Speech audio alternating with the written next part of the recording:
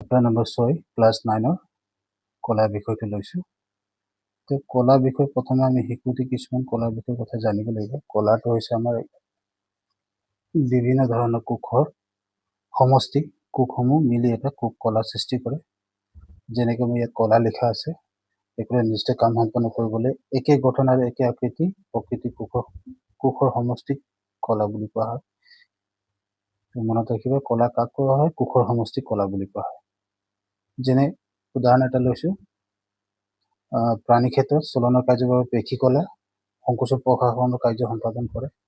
ঠিক একেদৰে উদ্ভিদৰ ক্ষেত্ৰতো আহাৰ আৰু পানী পৰিবহন সংবহন কলাই সম্পাদন কৰে। এটা দুটা উদাহৰণ লৈছোঁ, এটা প্ৰাণী ক্ষেত্ৰত, এটা উদ্ভিদৰ ক্ষেত্ৰত।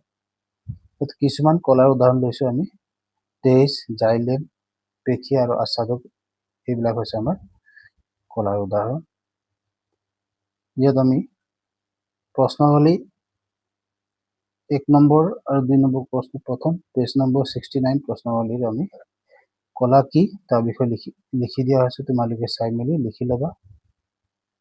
আৰু 2 নম্বৰ প্ৰশ্নটো দিয়া আছে, বহু জীৱৰ ক্ষেত্ৰত কলাবিলাকৰ কাম কি? এইটো আনচাৰটো ইয়াত লিখি দিয়া হৈছে, তোমালোকে চাই ল'বা। আনচাৰটো ইয়াত লিখি দিয়া হৈছে, তোমালোকে চাই ল'বা কি কেনেকৈ ধৰণৰ হ'ব আনচাৰখিনি। ঠিক আছে, আমি ইয়াত নেক্সট টপিকটো যাওঁ। নেক্সট টপিকটো হৈছে কলাৰ প্ৰকাৰ। কলাৰ কেইটা ভাগ আছে আমি পাইছোঁ, দুটা ভাগ, এটা উদ্ভিদ কলা, এটা প্ৰাণী কলা। এতিয়া আমি যাওঁ উদ্ভিদ কলাৰ বিষয়। উদ্ভিদ কলাকো আকৌ 2 ভাগত ভাগ কৰিছে, এটা ভাজক কলা, এটা হৈছে স্থায়ী কলা। ঠিক আছে, ভাজক কলাৰ বিষয়ে অলপ জানো। ভাজক কলা হৈছে আমাৰ উদ্ভিদৰ প্ৰাৰম্ভিক অৱস্থাত নতুনকৈ উৎপত্তি হোৱা কোষবিলাকক ভাজক কলাৰ দ্বাৰা বিভাজন হয়। ঠিক আছে, মনত ৰাখিব। ধৰি লওঁ মই এটা এক্সাম্পল ইয়াত লৈছোঁ, এইটো মানুহ আৰু উদ্ভিদৰ বিষয়। তো মানুহটো হৈছে আমাৰ মানুহ বৃদ্ধিটো সকলো অংশতে সমান হয়, কিন্তু উদ্ভিদৰ তেনে ক্ষেত্ৰত নহয়। উদ্ভিদৰ কিছুমান অংশত, যেনেকৈ কিছুমান অংশতে উদ্ভিদক বৃদ্ধি হয়, ধৰি লওঁ এইটো অগ্ৰ অংশ, এইটো অংশ আৰু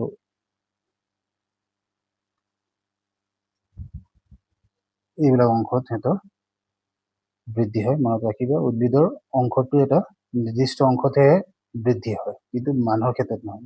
মানুহৰ ক্ষেত্ৰত কি হয় বা প্ৰাণীৰ ক্ষেত্ৰত কি হয়, সকলো অংশতে সমান বৃদ্ধি দেখা যায়।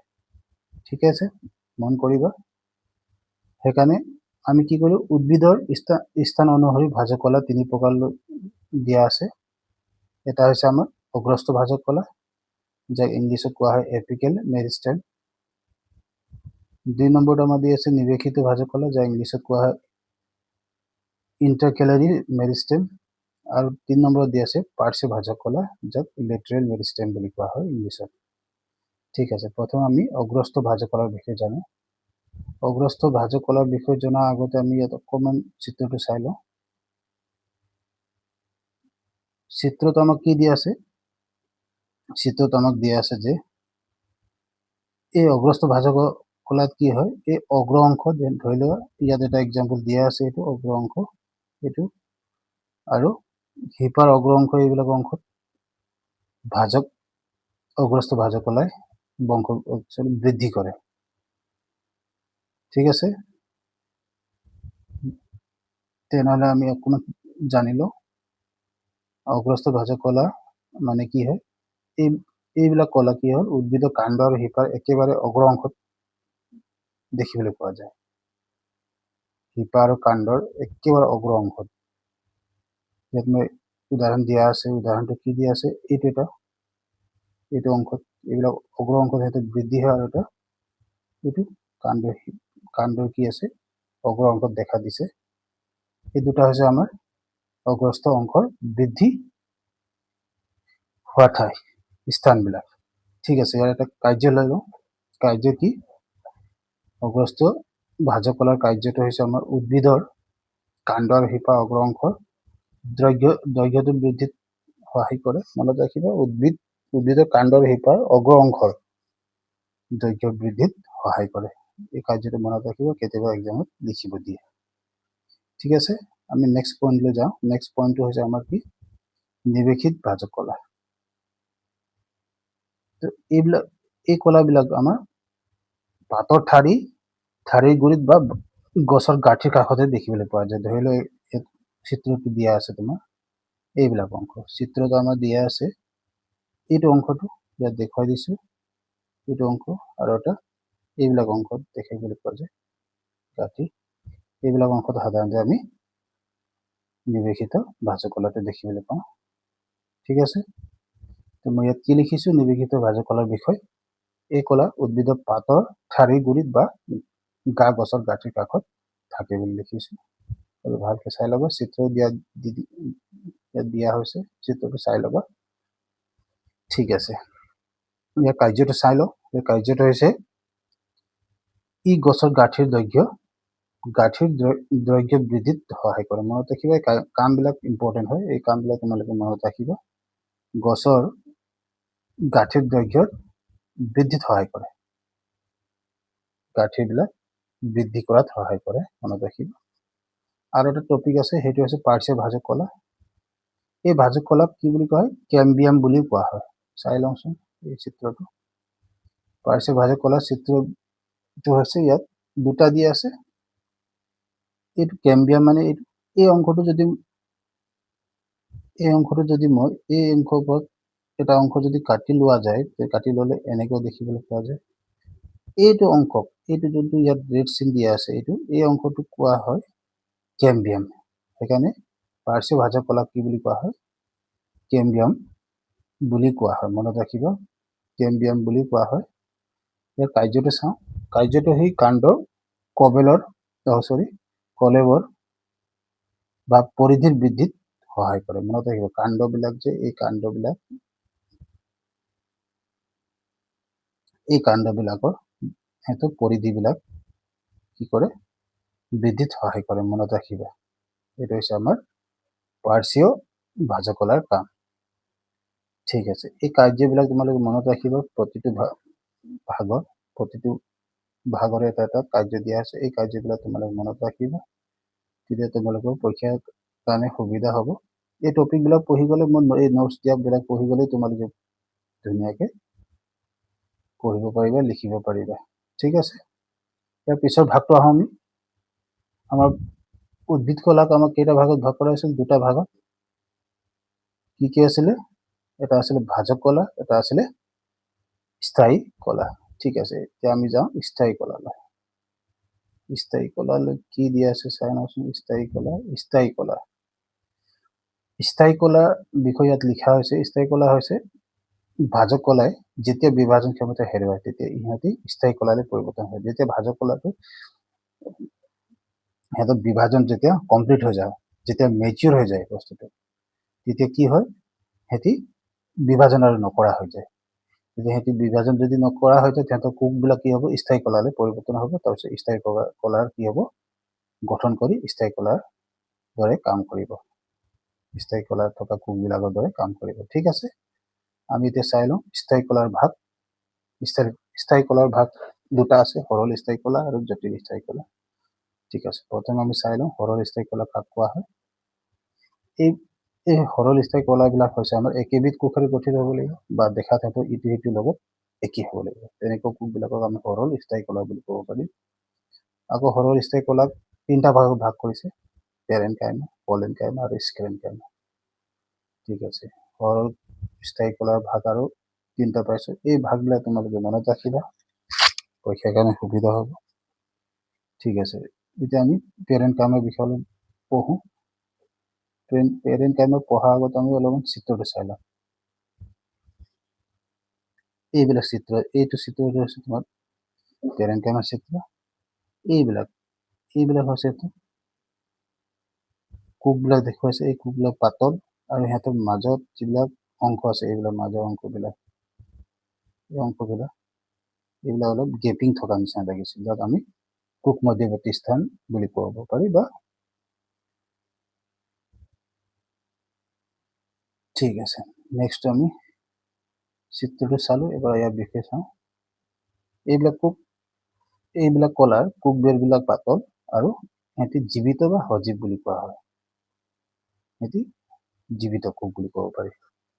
সিহঁতৰ ডাঙৰ কোষ মধ্যৱৰ্তী স্থান থাকে, ডাঙৰ কোষ মধ্যৱৰ্তী স্থান, তাৰমানে সিহঁতৰ এই কোষৰ কি হ'ব, এই কলাৰ কোষবিলাকৰ মাজত এইবিলাক গেপিংবিলাক, এই মাজত যিবিলাক গেপিং আছে এই গেপিংবিলাক অলপ বেছি আছে। ঠিক আছে, নেক্সট পইণ্ট আমি লিখিছোঁ, এই গেপিং বেছি হোৱাৰ কাৰণে ইয়াত কোষ মধ্যৱৰ্তী স্থান বেছি থকাৰ কাৰণে কি হ'ব, উদ্ভিদজোপাক পানীত উপঙি থকাত সহায় কৰে। মনত ৰাখিব। আকৌ এই কোষবিলাকৰ ভিতৰত পত্ৰহৰি থাকে বুলি কৈছে। এই কোষবিলাকৰ পত্ৰহৰি আছে। পত্ৰহৰি থকা মানে সালোক সংশ্লেষণ কৰাত সহায় কৰিব। তো ক্ল'ৰেন কাইমা,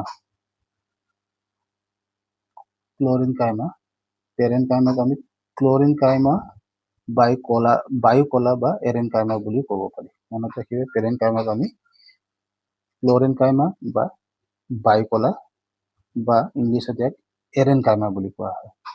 মনত ৰাখিব, ক্ল'ৰেন কাইমা কোৱা কাৰণটো হৈছে কি, ইয়াত পত্ৰহৰি থকাৰ কাৰণে। এই পত্ৰহৰি থকাৰ কাৰণে সিহঁতক কি বুলি কোৱা হয়, ক্ল'ৰেন কাইমা বুলি কোৱা হয়। আকৌ বায়ু কলা কোৱা কাৰণটো হৈছে কি, সিহঁতৰ মাজত কি হয়, বেছিকৈ মধ্যৱৰ্তী স্থান থকাৰ কাৰণে সিহঁতক কি হয়, তাত বায়ু সোমাই থাকিব পাৰে। সেই বায়ু সোমাই থাকিব পৰাৰ কাৰণে সিহঁতক বায়ু কলা বা এৰেন কাইমা বুলি কোৱা হয়। সিহঁতক বায়ু কলা বা এৰেন কাইমা বুলি ক'ব পাৰি। ঠিক আছে, ইয়াৰ এতিয়া কাৰ্যটো চাই লওঁ। কাৰ্যটো আমাৰ কি হয়, কাৰ্যটো কি কৰে সিহঁতি, পেৰেন কাইমা প্ৰথম কাৰ্যটো লিখিছোঁ, খাদ্য বা পানী সঞ্চিত বা জমা কৰি ৰখাত সহায় কৰে। মনত ৰাখে, পেৰেন কাইমা সদায় খাদ্য সঞ্চয় কৰি ৰাখে। এটা একদম ইম্পৰ্টেণ্ট কাৰ্য হয় পেৰেন কাইমা। লগতে আমি ইয়াত লিখিছোঁ, পেৰেন কাইমা কি শক্তি দিয়ে উদ্ভিদক। আৰু এটা আমি লিখিছোঁ, পেৰেন কাইমাই কি কৰে, সালোক সংশ্লেষণ প্ৰক্ৰিয়াত কি কৰে, সহায় কৰে। সংশ্লেষণ প্ৰক্ৰিয়াত কি কৰে, সহায় কৰে। আৰু এটা লিখিছোঁ, উদ্ভিদজোপাক পানীত উপঙি থকাটো সহায় কৰে। কাৰণবিলাক ক'লো, কাৰণ ইয়াত মধ্যৱৰ্তী স্থানটো বেছি থকাৰ কাৰণে ই কি হয়, পানীত উপঙি থকা সহায় কৰিব। আৰু সালোক সংশ্লেষণ হোৱা কাৰণটো হৈছে কি, আমাৰ এই পেৰেন কাইমাত কি আছে, পত্ৰহৰিত থকাৰ কাৰণে। পেৰেন কাইমা কোষবিলাকত কি থাকে, পত্ৰহৰি থাকে। সেইকাৰণে সিহঁতক কি বুলি ক'ব পাৰি, সালোক সংশ্লেষণত প্ৰক্ৰিয়াত সহায় কৰা, আৰু সালোক সংশ্লেষণ কৰা মানে হৈছে খাদ্য নিজে প্ৰস্তুত কৰিব পৰা ক্ষমতা আছে। এইটো হৈছে আমাৰ পেৰেন কাইমাৰ বিষয়। নেক্সট আমি জানিলোঁ কলেন কাইমা। কলেন কাইমাৰ চিত্ৰটো এনেকুৱা দিয়া হৈছে। কলেন কাইমা দেখিবলৈ কেনেকুৱা, ইয়াত লিখি দিয়া আছে, এই কোষবিলাকৰ সজীৱ, তাৰমানে জীৱিত, আৰু কোষবিলাক দেখিবলৈ দীঘলীয়া আৰু চুকবিলাক ডাঠ। এই কলেন কাইমাৰ কি হ'ল, দেখিবলৈ দীঘলীয়া বুলি কৈছে, চুকবিলাক সিহঁতৰ ডাঠ বুলি কৈছে। এই চুকবিলাক এইবিলাক ডাঠ বুলি কৈছে, আৰু দেখিবলৈ দীঘলীয়া এই কোষবিলাক। ঠিক আছে, আৰু নেক্সট পইণ্টটো লিখা আছে, ইয়াক কোষ মধ্যৱৰ্তী স্থানটো একেবাৰে কম বুলি কৈছে। কোষ মধ্যৱৰ্তী স্থানটো আমাৰ কি হয়, একেবাৰে কম বা কেতিয়াবা নাথাকিব পাৰে। সিহঁতে গেপবিলাক নাথাকে, এইবিলাকৰ মাজত গেপ নাই, এইবিলাকৰ মাজত কোনো গেপ নাই। তো সেইবিলাক আমাৰ একেবাৰে কম থাকে বা কেতিয়াবা নাথাকে। আৰু ইয়াৰ মেইন পইণ্টটো হৈছে এই কথাটো হৈছে কি, তোমাৰ কলেন কাইমাৰ ভাল এটা গুণ আছে, সেইটো হৈছে স্থিতিস্থাপকতা। মনত ৰাখিবা, কলেন কাইমাৰ এটা ভাল গুণ এটা আছে, সেইটো হৈছে স্থিতিস্থাপকতা। তাৰমানে এইটো হৈছে ইয়াৰ ইংলিছত কোৱা হয় ফ্লেক্সিবিলিটি। ইংলিছত কি বুলি কোৱা হয়, ফ্লেক্সিবিলিটি বুলি কোৱা হয়। ঠিক আছে, এই পইণ্টটো তোমালোকে ভালকৈ মনত ৰাখিবা, বহুত ইম্পৰ্টেণ্ট। কলেন কাইমা যদি থাকিব, প্ৰশ্ন আহি থাকে। আৰু প্ৰশ্ন হ'ব পাৰে যে কোনটো কলাত স্থিতিস্থাপকতা গুণ আছে বুলি ক'লে তেতিয়া আনচাৰটো আমি দিব লাগিব কলেন কাইমা। ঠিক আছে, এই কলাৰটো বিশেষকৈ আমি পাত আৰু কাণ্ডত দেখিবলৈ পোৱা যায়। এই কলাৰটো কলেন কাইমা কলাৰটো বিশেষকৈ আমি পাত আৰু কাণ্ডত দেখিবলৈ পোৱা যায়। এতিয়া ইয়াৰ এটা কাম চাই লওঁ। এই কলাৰ তাৰমানে কলেন কাইমা কলাৰ এটা কাৰ্যটো ইয়াত লিখি দিছিল, উদ্ভিদজোপাক ভাঙি নোযোৱাত সহায় কৰে। কাৰণটো কি? ইয়াৰ কাৰণটো হৈছে কি? ইয়াৰ কাৰণটো হৈছে এই গুণ থকাৰ কাৰণে, স্থিতিস্থাপকতা থকাৰ কাৰণে, ফ্লেক্সিবিলিটি থকাৰ কাৰণে উদ্ভিদক ভাঙি যোৱাত সহায় কৰে, ভাঙি নোযোৱাত সহায় কৰে, ভাঙি যোৱা নহয় সৰি, ভাঙি নোযোৱাত সহায় কৰে, মনত ৰাখিবা। আৰু নেক্সট আমাক দিয়া আছে শাৰীৰিক শক্তি প্ৰদান কৰা। উদ্ভিদক কি শক্তি প্ৰদান কৰে? উদ্ভিদৰ দেহক শক্তি প্ৰদান কৰে। তো এই দুটা কাৰ্যবোৰ তোমালোকে মনত ৰাখিবা কলেন কাইমাৰ কাৰণে। ঠিক আছে, আমি নেক্সট টপিকটো আহোঁ। নেক্সট টপিকটো আমাৰ আছে স্ক্ৰেন কাইমা। স্ক্ৰেন কাইমাৰ চিত্ৰটো দিয়া আছে, এই চিত্ৰটো ভালকে চাই ল'ব স্ক্ৰেন কাইমাৰ বিষয়ে। তো এই কলাবিধ কোষবিলাক সদায় দীঘল আৰু ঠেক থাকে। এই কলাবিধৰ কোষবিলাক সদায় দীঘল আৰু ঠেক থাকে। আৰু কোষবিৰটো সদায় লিগনিন বুলি এটা পদাৰ্থ আছে, ৰাসায়নিক পদাৰ্থ, যিহে আমাক এইটো বস্তুটো কঠিন আৰু বস্তুটো টানি ৰাখে আঠা নিচিনা। তেনেকুৱা এটা পদাৰ্থ হয় লিগনিন বুলি, মনত ৰাখিবা। সিহঁতৰ কোষবিৰত কি থাকে? এটা লিগনিন পদাৰ্থ থাকে, এটা ৰাসায়নিক পদাৰ্থ, যি কি কৰে কঠিনতা মানে কঠিন হোৱাটো, কঠিন পদাৰ্থ হয় বস্তুটো। লিগনিন মানে লিগনিন পদাৰ্থ আমাৰ কঠিন দিয়ে আৰু বা দৃঢ়তা দিয়ে, সেইটো মনত ৰাখিবা। আৰু এক কোষৰ মধ্যৱৰ্তী স্থান নাথাকে, মনত ৰাখিবা। স্ক্ৰেন কাইমাৰ কোনো কোষৰ মধ্যৱৰ্তী স্থান নাথাকে। এইবিলাকত চাবা, ইয়াত কোনো গেপ নাই। এই কোষবিলাকৰ মাজত চাই লওঁ, এই কোষবিলাকৰ মাজত আমাৰ কোনো গেপ নাই, এইবিলাক চাই ল'ব। এইবিলাকৰ মাজত কোনো গেপ নাই। তো এইবিলাক কোষৰ কোনো মধ্যৱৰ্তী স্থান নাথাকে। আৰু এটা মন কৰিবা, এই কোষটো সদায় মৃত কোষ, মৰা কোষ হয়, মনত ৰাখিবা। ঠিক আছে, নেক্সট পইণ্ট আমি লিখাইছো, এই কোষবিলাক বেছিকৈ আমি পাতৰ শিৰাত বা গছৰ গুটি বাকলিত দেখিবলৈ পোৱা যায়, মনত ৰাখিবা। স্ক্ৰেন কাইমাটো বিশেষকৈ আমি গছৰ গুটিৰ বাকলিত বা পাতৰ শিৰাত দেখিবলৈ পোৱা যায়, মনত ৰাখিবা। ইয়াৰ স্থানটো অৱস্থানটো যদি সোধে, আমি এটা এক্সাম্পল ললো। আমি এটা এক্সাম্পল লৈছো, সেই এক্সাম্পলটো হৈছে নাৰিকলৰ বাকলিত বিশেষকৈ স্ক্ৰেন কাইমাটো দেখিবলৈ পোৱা যায়, মনত ৰাখিবা। নাৰিকলৰ বাকলিত কি কলা থাকে? স্ক্ৰেন কাইমা কলা থাকে, মনত ৰাখিবা। কাৰ্যটো আমি লিখিছো, কাৰ্যটো লিখা আছে ইয়াত, গছৰ গুটিৰ বাকলি সুৰক্ষা প্ৰদান কৰা, 1 নম্বৰ। এইটো 1 নম্বৰ। 2 নম্বৰটো দিয়া আছে ইয়াত, উদ্ভিদ দেহক কঠিন আৰু দৃঢ়তা প্ৰদান কৰা, মনত ৰাখিবা। এইটো স্ক্ৰেন কাইমাটো সদায় দেহটো সদায় কঠিন হৈ থাকে, মনত ৰাখিবা। ঠিক আছে, নেক্সট পইণ্টত আহোঁ। নেক্সট পইণ্টটো আমাৰ হৈছে জটিল স্থায়ী কলা। আমাৰ স্থায়ী কলা দুটা ভাগ আছিলে, এটা সৰল স্থায়ী কলা, এটা জটিল। এইবাৰ আমি জটিল স্থায়ী কলা। জটিল স্থায়ী কলা বুলি ক'লে আমি এইবিলাক বিভিন্ন কলাৰে কোষেৰে গঠিত। তাৰমানে এই কলাবিলাক বিভিন্ন প্ৰকাৰ কোষেৰে গঠিত। আৰু এই কলাসমূহ সংবহন কলা বুলি কোৱা হয়। ই 2 প্ৰকাৰ, এটা জাইলেম আৰু ফ্লয়। জাইলেম কলাটো আমি প্ৰথমে চাই লওঁ। চিত্ৰটো এইটো হৈছে আমাৰ জাইলেম কলাৰ চিত্ৰ। ইয়াত ভাগবিলাক দেখুওৱা আছে, কি কি কোষ আছে ইয়াত। ঠিক আছে, এতিয়া জাইলেম কলাক আমি সংবহন কলাও বুলি কোৱা হয়। এই জাইলেম কলাই কি কৰে? পানী আৰু খনিজ লৱণ পৰিবহন কৰে, মনত ৰাখিবা। এইটো এটা ইম্পৰ্টেণ্ট এটা কাম হয়। জাইলেম কলাই কি কৰিব পাৰে? পানী আৰু খনিজ লৱণ পৰিবহন কৰিব পাৰে।